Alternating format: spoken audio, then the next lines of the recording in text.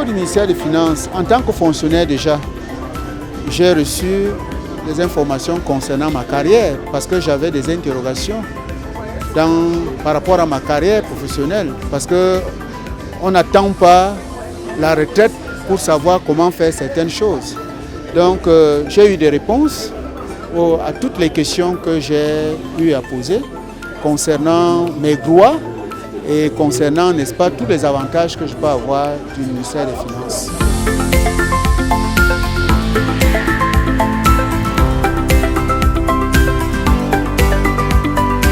Ma discussion avec le responsable du ministère, c'était pour comprendre où est-ce que je peux me diriger pour avoir de plus amples informations sur ce qui a pu être fait précisément pour prendre la mesure des impacts financiers de cette crise-là et des réponses que l'État, à travers le ministère des Finances, a pu donner à ces impacts-là.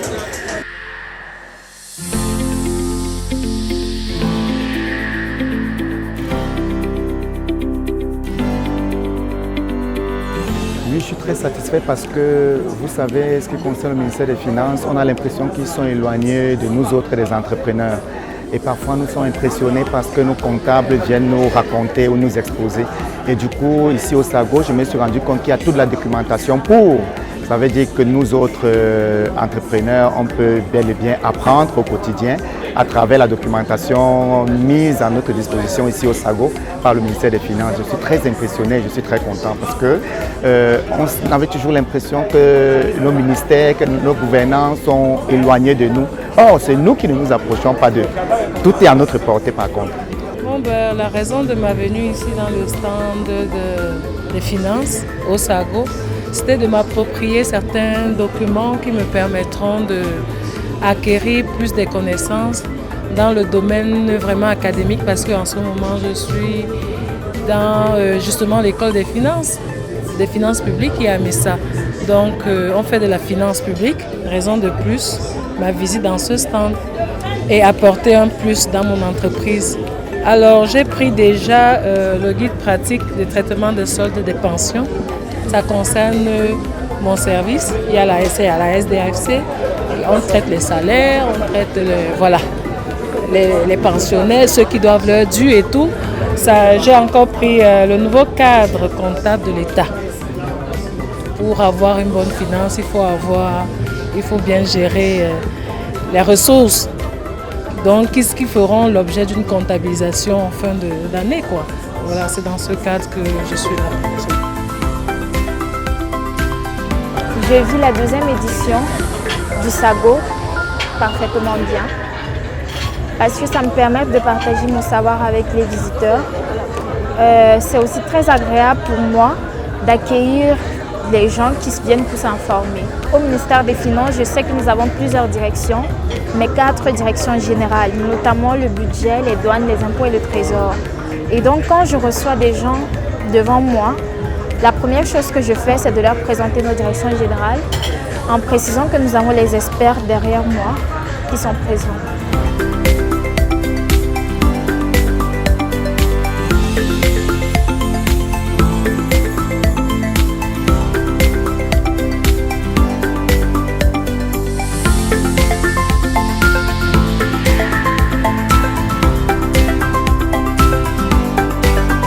Le bilan, je peux dire qu'il est très positif cette année, une fois de plus, parce que cela nous a permis de nous exporter. Qu'est-ce que je vais dire par là? Une meilleure connaissance du public. Enfin, les gens sont édifiés ce que nous faisons au ministère des Finances et plus précisément à l'administration des douanes. Parce que comment on connaît l'administration des douanes? Une administration fiscale. C'est le volet fiscal. Tout le monde a en tête le volet fiscal, alors que nous avons beaucoup d'autres missions, des missions économiques, d'accompagnement des entreprises, d'accompagnement des investissements. Il y a une mission de protection même de l'espace territorial, qui est depuis longtemps devenue même une mission de sécurité, parce que depuis lors, le ministère des Finances, par la direction générale des douanes, est rentré dans le corps, dans la famille des forces de défense et de sécurité. Ça au moins, ça nous a permis cette sortie. Mais au-delà, en termes de bilan, au-delà, ce qui m'a beaucoup marqué cette année en termes de bilan, c'est que les entreprises, nous avons eu beaucoup d'entreprises qui sont venues vers nous qui ont demandé comment on pouvait les accompagner. Qu'est-ce qu'on avait comme dispositif d'accompagnement, dispositif d'incitation. Et c'est ce que nous avons fait. Sous forme physique comme cela, nous avons servi des prospectus, nous avons expliqué notre dispositif, nous avons présenté notre dispositif, comment la douane se déploie pour accompagner l'investissement, pour accompagner la transformation de l'économie, pour accompagner même notre État dans le conseil de la SLECAS. Nous avons présenté ça et que nous avons tout à gagner. Elle, entreprise, et nous, administration, et même notre État en général. Au niveau du dédouanement, j'ai compris que le véhicule, vous savez, il a une particularité, c'est la matière, tout le monde importe les véhicules. Oui, c'est beaucoup qui venaient demander, c'est quoi Cosmos, nous avons vu des douaniers au bord de la route, qu'est-ce qu'ils font, pourquoi ils retiennent des gens. Nous leur avons dit qu'ils sont dans le cas de la digitalisation de nos contrôles. Oui. Avec un châssis, nous avons le statut d'une importation. Avec une référence de conteneur, nous avons le statut d'une importation, d'un conteneur en transit. Nous l'avons dit, c'est une administration digitalisée, nos contrôles sont digitalisés et nos procédures sont simplifiées. Tous ces prospectus que vous voyez, nous avons servi tout ce que nous avons en termes de simplification de procédures. Notre numéro vert a été largement divulgué, pas seulement pour des dénonciations, lorsqu'ils rencontrent même des difficultés au niveau des procédures. Ils nous appellent. C'est pour ça que nous sommes là.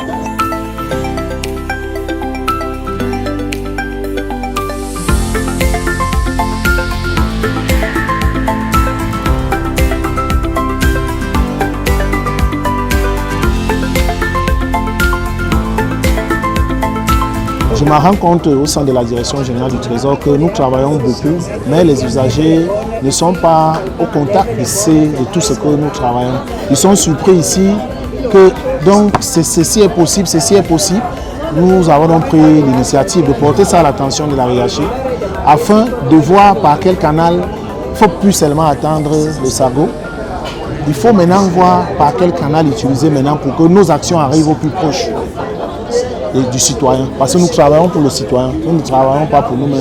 Nous, c'est à travers nos actions que nous voyons les promesses du chef de l'État. Le Trésor et la coopération financière. Vous savez, au sein de la direction générale du Trésor, de la coopération financière et monétaire, nous avons une direction de la coopération financière. C'est cette direction qui s'occupe des banques. C'est cette direction qui s'occupe de l'échange, donc de tout ce qui a trait à la monnaie. Nous avons encore la division des microfinances et la direction des assurances.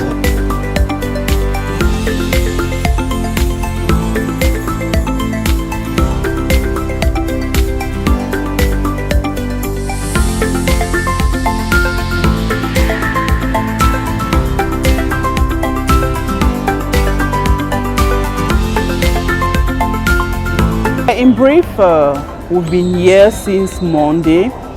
It has been going on well. Most taxpayers have come towards us and they had problems on how to file their taxes. Especially that now everything is being digitalized. So they find difficulties in filing their taxes online. So some of them who find difficulties, they came here and they asked us, we had to explain to them what to do. And then some of them also had problems on how to start their activities. So when they came here, we told them where to go to. There is a taxation center that at the radio, near the radio station there, that helps the new taxpayers how to create their activities. So we directed them there. Then we also had some flyers here that we shared to them how to pay your taxes. We even had one of our magazines, DJE News, that we also gave them. There you have the tax measures on the 2023 finance law. So we gave them some of them. So in short, that's what has been happening here. We mostly answer to questions. My colleague who is from the legislation, she talks more about the law, the finance law today. Yes. So that's what we've been doing here.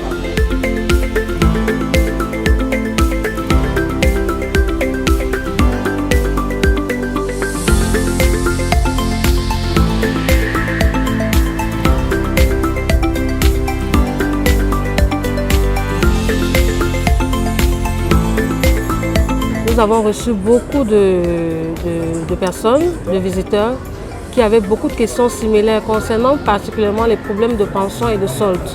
on s'est rendu compte que le citoyen lambda a beaucoup de problèmes concernant sa solde.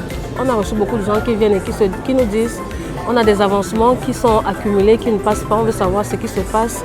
Est-ce qu'on doit reconstituer le dossier? Qu'est-ce qu'on doit faire? Dans quelle porte est-ce que nous devons aller pour avoir des réponses à nos questions? Nous avons à notre disposition certains documents, particulièrement ce document-ci, qui est le guide de traitement de la solde et des pensions dans l'administration publique camerounaise, qui détaille un peu les différentes procédures à adopter quand on a des problèmes de pension, d'avancement, de pension retraite, des problèmes de rappel également qui ne sont pas sortis. Ça nous détaille toutes les procédures qu'il faut suivre et dans quel service se partir pour pouvoir avoir des informations clés concernant ces problèmes-là.